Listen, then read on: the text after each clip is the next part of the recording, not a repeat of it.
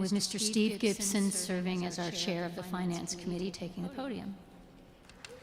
Hey. Thank you. Thank you. Good afternoon, everyone. I am here to present the proposed budget and to just give you an overview of what that budget contains. The full budget, the full line item budget is available in your booklet, and I hope that you have a chance to review it if you haven't already done so. You will note that, first I would like to thank Bishop Marianne and Canon Andrew Walter for all the hard work that went into preparing the budget. Putting together a budget is part science, part art, with a good mixture of prediction and balancing of resources, needs, and ultimately a vision of what the budget is all about, what is intended to accomplish. So thank you to Bishop, Canon Walter, and their supporting staff for all of the time they've spent preparing this budget. We should have a slide here. As shown on this slide, the budget has 4 columns. The first is the 2022 budget. Next is a projection of how we will end or how we ended 2022. Then the proposed budget, and the final column is the difference between the 2022 budget and the 2023 budget. In the booklet, it has a little bit of a mistake in the heading. It says it's the difference between the actual results and the new budget. It's really a difference between the old and the new budget. As shown in the slide, the largest item on the income side is congregational giving. And building this item, budgeting for this item necessarily takes into account the availability and the ability of the individual parishes to provide support for the diocesan mission.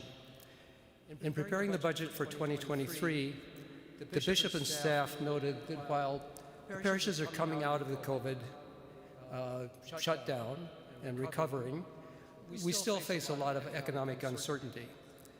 Therefore, the projected congregational giving for 2023 has been held at the same level as it was in 2022.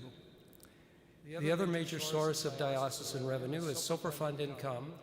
Jonathan mentioned something about the Soper Fund income and how the annual budgeted amount is calculated. In 2021, the investment committee thought that for the long-term benefit of maintaining the Soper Fund, that the rate or the percentage of draw on the fund should be reduced from 5% down to a target of 4% of the assets. For 2022, it was reduced to 4.8%, and again, this year we're reducing it down to 4.7%. As a result, the amount of funding from the Soper Fund is down slightly for 2023 from what it was in 2022. The third largest item of budgeted revenue is an allocated portion of the 5-year grant from the Lilly Foundation, which funds the Tending Our Soil initiative. Revenue for 2023 from the Lilly grant, along with the contributions of the parishes participating in Tending Our Soil, is projected to be $250,800. Budgeted income for 2023 also includes $145,000 drawn from the Court and Education Fund, $150,000 anticipated from the Bishop's annual appeal, $100,000 of interest and dividend income, $90,000 of income from other sources, and $25,000 from grant and reserve funds dedicated to Latino ministry.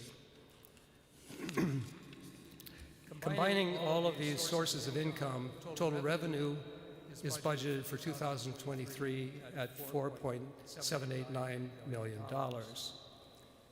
Now, if we could have the next slide. This is the expense side of the budget. As noted on this slide, operational expenses have been adjusted as appropriate to reflect actual cost experience, as well as any anticipated effects of inflation.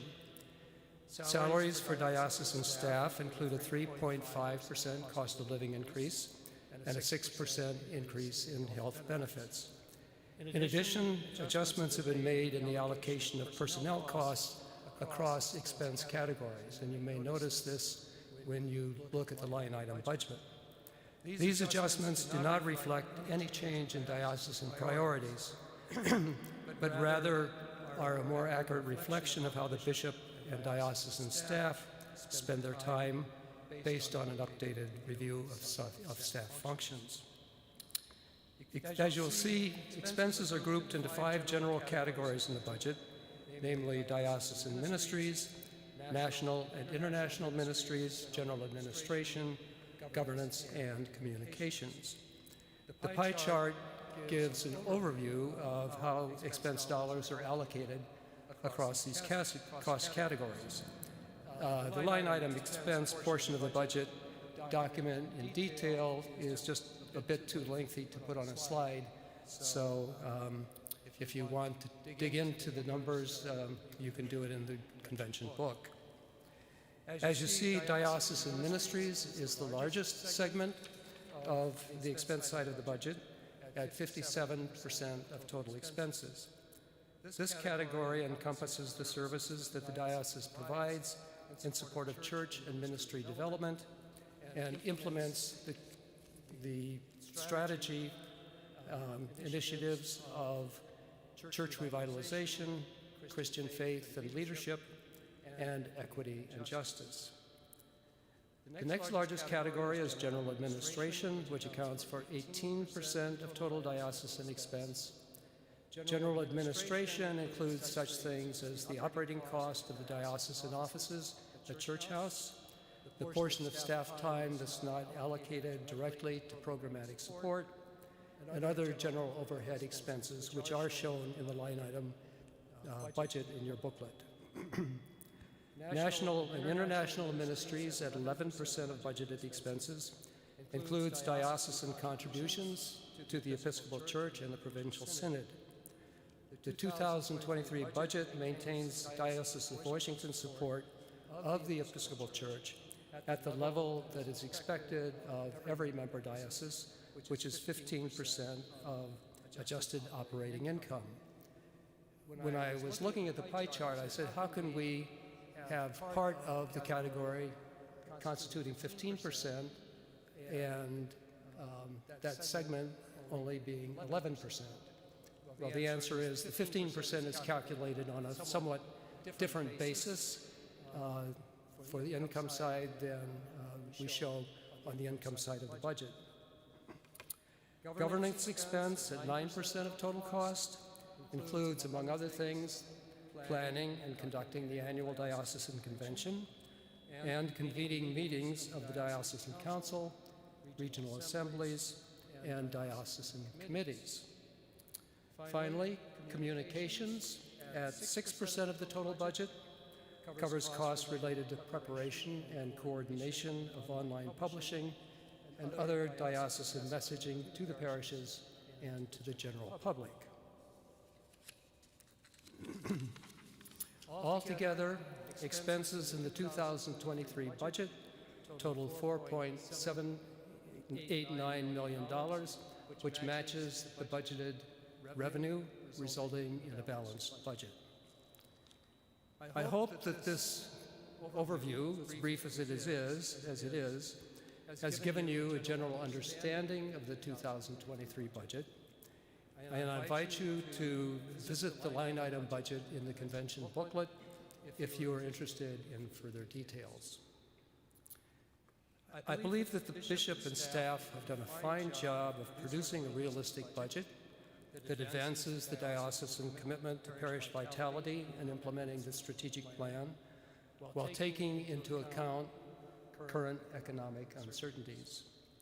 Along with the Diocesan Council, the Finance Committee has reviewed and supports the 2023 proposed budget, and on behalf of the committee and of the council, I recommend its adoption. Thank you.